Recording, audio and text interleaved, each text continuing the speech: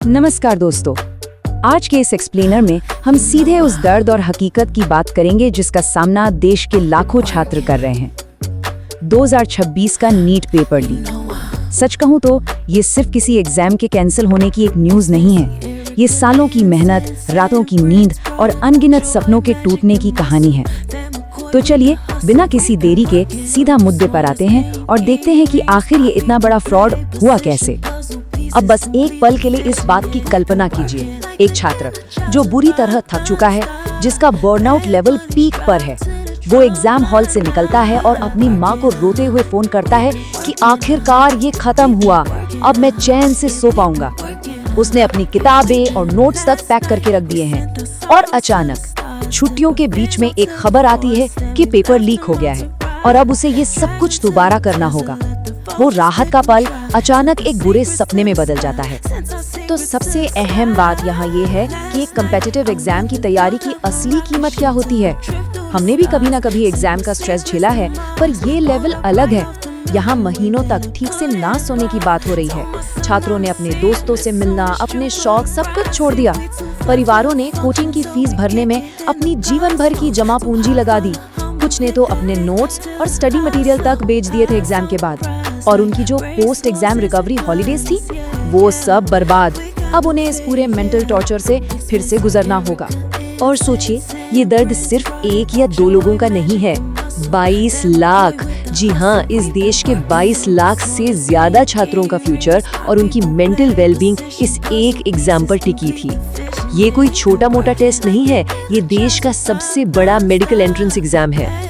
इस एक कैंसिलेशन ने एक झटके में 22 लाख परिवारों की शांति और उनके सपनों को होल्ड पर रख दिया। ये सच में बहुत शॉकिंग है। लेकिन इस पूरे फ्रॉड का पर्दाफाश कैसे हुआ? इसकी शुरुआत होती है एग्जाम से ठीक पहले 2 मई को भेजे गए एक व्हाट्सएप मैसेज से। केरला में मेडिकल की पढ़ाई कर रहे एक छात्र ने राजस्थान के सीकर में पीजी हॉस्टल चलाने वाले अपने पिता को एक मैसेज भेजा। इस मैसेज के साथ एक फाइल अटैच थी और सीधे सीधे लिखा था कि ये वही 300 सवाल हैं जो कल के नीट पेपर में आने वाले हैं, और अगली सुबह वो पेपर उन हॉस्टल के बच्चों में बांट दिया गया। ये कोई हवाई अफवाह नहीं थी दोस्तों। जब एक्चुअल एग्जाम के बाद उस पेपर को मैच किया गया तो नतीजे हिला देने वाले थे। बायोलॉजी के 90 में से पूरे 90 सवाल एग्जैक्ट मैच हुए। केमिस्ट्री के 45 के 45 सवाल मैच कर गए। एकदम वैसा ही, एक कॉमा या फुल स्टॉप का भी फर्क नहीं। 180 में से पूरे 135 सवाल शब्दशः मैच हुए। ये इस फ्रॉड का सबसे बड़ा और अनडिनाइबल प्रूफ था।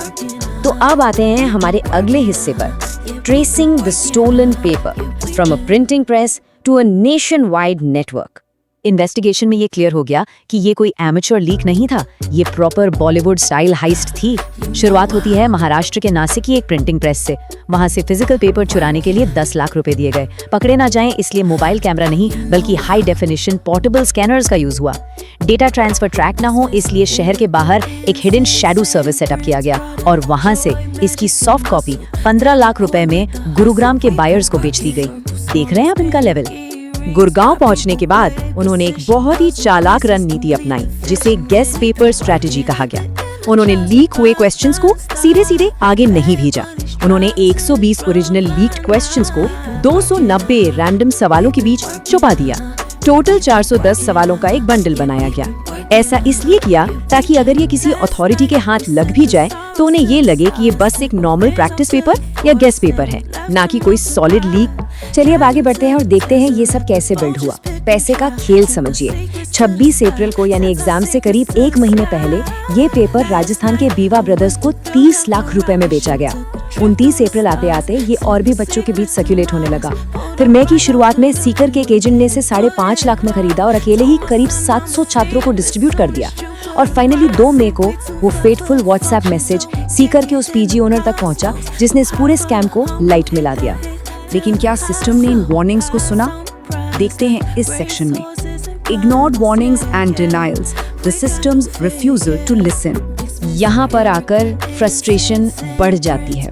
एक तरफ ग्राउंड रियलिटी थी जहाँ बच्चों के पास एग्जाम से हफ्तों पहले से 135 एग्जैक्ट सवाल थे, और दूसरी तरफ थी हमारी नेशनल टेस्टिंग एजेंसी यानी NTA। उनका शुरुआती रिएक्शन? उन्होंने इससे पूरी तरह इनकार कर दिया। उनका कहना था कि अरे ये तो बस ऐसी एक पीडीएफ सर्कुलेट हो रहा है जिसमें कुछ मिलते जुलते सवाल हैं, इसे लीक मत कहिए। एनटीए के डायरेक्टर जनरल ने ऑफिशियली पब्लिक में आके कहा, no paper came into the market. मैं ये नहीं कहूंगा कि पूरा पेपर लीक हुआ है। मतलब 180 में से 135 सवाल कॉमा और फुल स्टॉप के साथ मैच हो रहे हैं और आप इन टेक्निकलिटीज के पीछे छुप रहे हैं। बात इस हद तक बिगड़ गई थी कि लोग फ्रस्ट्रेशन में आके एनटीए को नेशनल टेस्टिंग एजेंसी की जगह नेशनल टेम्परिंग एजेंसी बुलाने लगे थे। आगे का मुद्दा और भी गंभीर है, a broken unaccountable system, coincidences, claims and history repeating. अब थोड़ा बैकग्राउंड पर नजर डालते हैं, खास करके इन बीवाल ब्रदर्स के केस पर, जो सच में बड़ा अजीब है। ये लोग राजस्थान के नेटवर्क में मेन बायर्स थे। रिपोर्ट्स का दावा है कि इनको पेपर लीक के बारे में 1 महीने पहले से ही पता था। और सबसे बड़ा कोइंसिडेंस देखिए, इनके परिवार के 4 सदस्यों ने पिछले ही साल नीट क्लियर किया था। अब ये सच में मेहनत थी या कुछ और, ये अपने आप में एक बहुत बड़ा सवाल है। और बात सिर्फ यहीं तक नहीं रुकी। अगर हम सिर्फ मीडिया और पब्लिक रिपोर्ट्स पर ध्यान दें तो इन आरोपियों की कई तस्वीरें सामने आई हैं।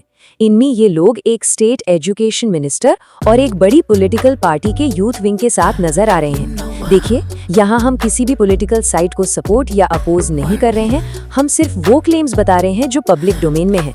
पर ये चीजें आम आदमी के दिमाग में सिस्टम की ट्रांसपेरेंसी को लेकर बड़े सवाल जरूर खड़े करती हैं। और सबसे बुरी बात यह है कि हिस्ट्री बार बार रिपीट हो रही है। 2024 की नीट कंट्रोवर्सी याद है? तभी प्री एग्जाम लीक्स की बातें थी, बिना वजह ग्रेस मार्क्स दिए गए और अचानक से 67 बच्चों के परफेक्ट स्कोर्स आ गए थे। आउटकम क्या निकला? कुछ छोटी मोटी गिरफ्तारियां हुई, बट अल्टीमेटली कोई बड़ा रिफॉर्म नहीं हुआ। और अब 2026 में hightech server leak, 135 exact matches, नतीजा रीटेस्ट, सीबीआई इंक्वायरी और वही सिस्टम का बार बार फेल होना। कुछ नहीं बदला।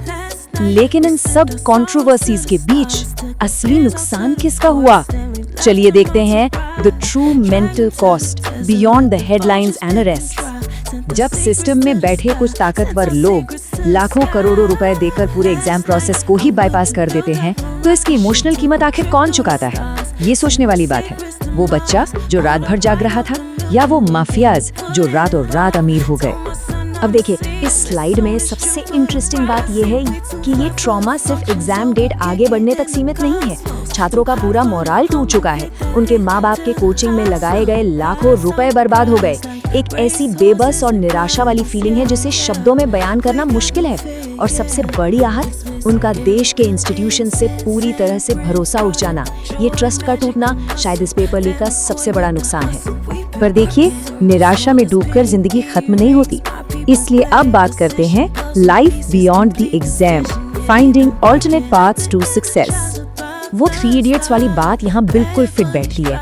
कामयाब होने के लिए नहीं, काबिल होने के लिए पढ़ो। एक्सीलेंस का पीछा करो, सक्सेस झकमार के पीछे आएगी। किसी एक एग्जाम का सिस्टम अगर फेल हो जाए तो इसका मतलब ये नहीं कि आपकी पूरी लाइफ फेल हो गई। एक ब्रोकन टेस्ट आपकी लाइफ की वैल्यू और आपके फ्यूचर को डिसाइड नहीं कर सकता। इसलिए हमेशा अपने पास एक प्लान बी या प्लान सी भी होना चाहिए। आज के इस दौर में सिर्फ डॉक्टर या इंजीनियर बनना ही आखिरी ऑप्शन नहीं है। Data science, UI UX design, climate research या स्पोर्ट्स एनालिटिक्स जैसे नए और जबरदस्त डोमेन्स आज बूम पर हैं। ये वैसी फील्ड्स हैं जहां ट्रेडिशनल रास्ते से हटकर लाखों अपॉर्चुनिटीज हैं। जरूरत है तो बस अपना होराइजन ब्रॉड करने की। इस एक्सप्लेनर के एंड में मैं एक ही सवाल छोड़कर जाना चाहता हूँ। क्या हम एक टूटे हुए भ्रष्ट सिस्टम को अपने देश के युवाओं का फ्यूचर तय करने देंगे, या फिर हम लोग मिलकर एक ऐसा रास्ता बनाएंगे, एक ऐसी काबिलियत हासिल करेंगे जिसे कोई माफिया कभी लीक नहीं कर सकेगा? सोचिएगा जरूर। आज के इस एक्सप्लेनर में जुड़ने के लिए बहुत बहुत शुक्रिया। मिलते हैं अगली बार एक और डीप डाइव के साथ।